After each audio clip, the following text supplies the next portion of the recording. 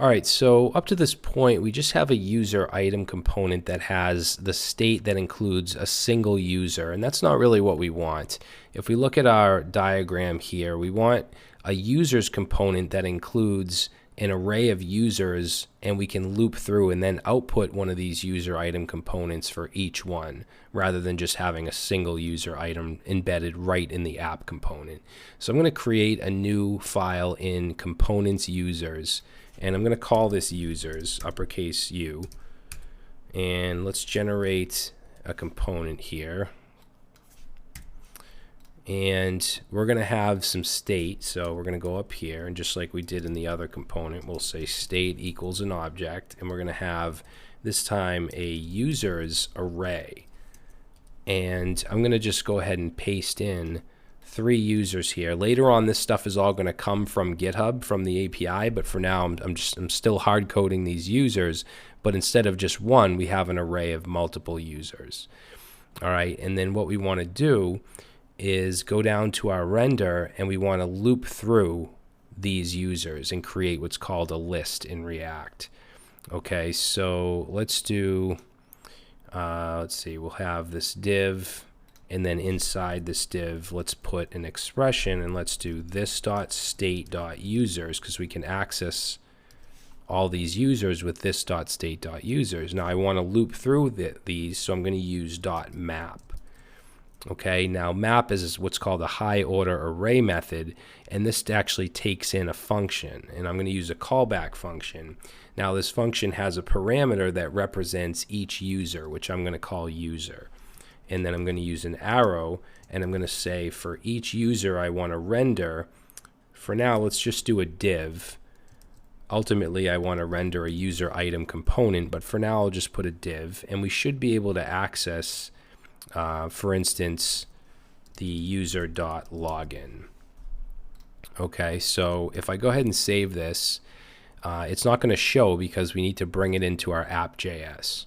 Now, we no longer need to have this user item in our app.js, so we're going to bring in users instead, and then embed that right down here, users. And we'll save that, and let's see what we get. So you can see we're getting a list of the login, okay, of the login names here. Now notice on the side it says each child in list should have a unique key prop. So whenever you have a list, which is what this is, you need to have a unique key to get rid of that warning. So in our users component, this div, the one inside the map, we would add a key, and we could use user.id as the key because those are unique. So if I save that, now we don't get that warning. All right. Now, instead of just outputting a div for each of the users in the state, I want to output a user item, which is the component we just created before this. So let's do that. Let's bring into users user item. So this will be, let's see, it's in the same folder, so it's just /user item. And then I'm going to replace the div with our component user item. Okay, and then we can just get rid of this and just put a slash. Whoops, we don't need an actual ending tag.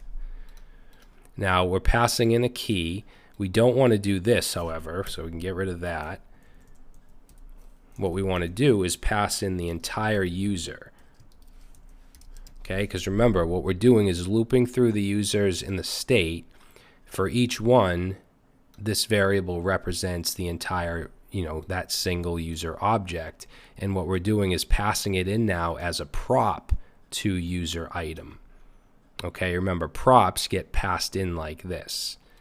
Now, if I save that, we're going to have some issues.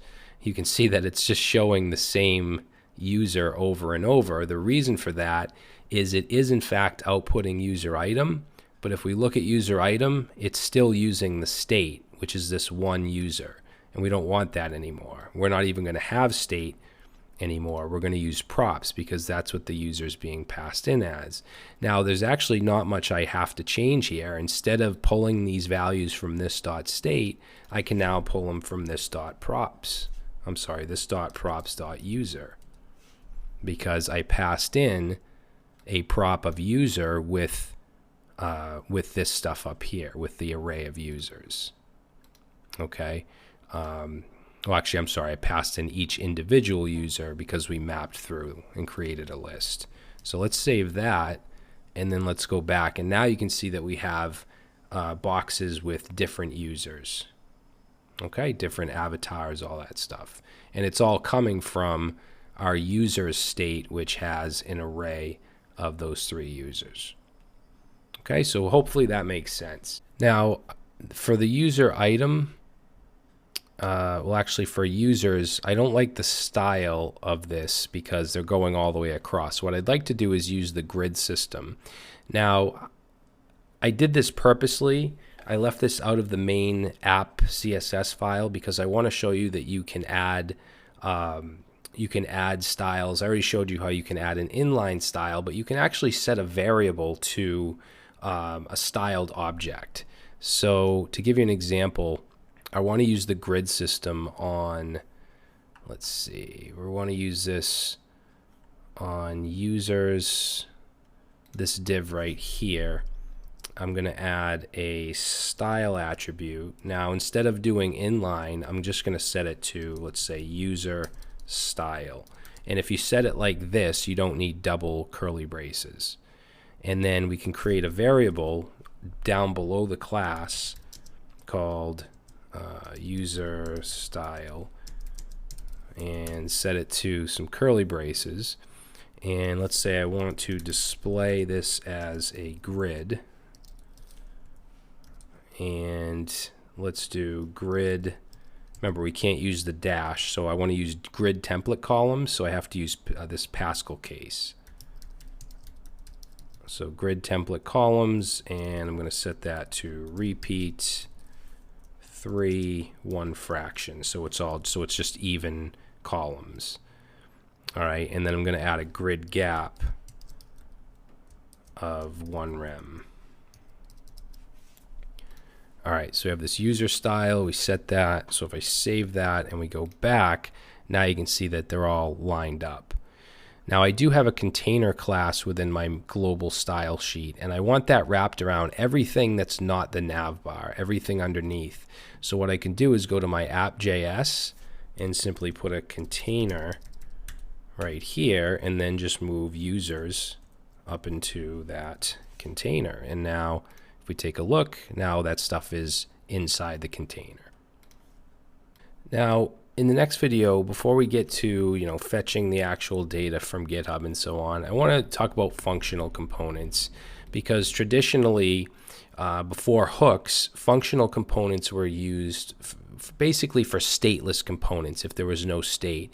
And our user item now has no state, right? Everything is getting passed in as a prop. Also, our navbar doesn't have any state. So there's really no reason for these components to be classes. So in the next video, we're going to go ahead and convert both of these to functional components.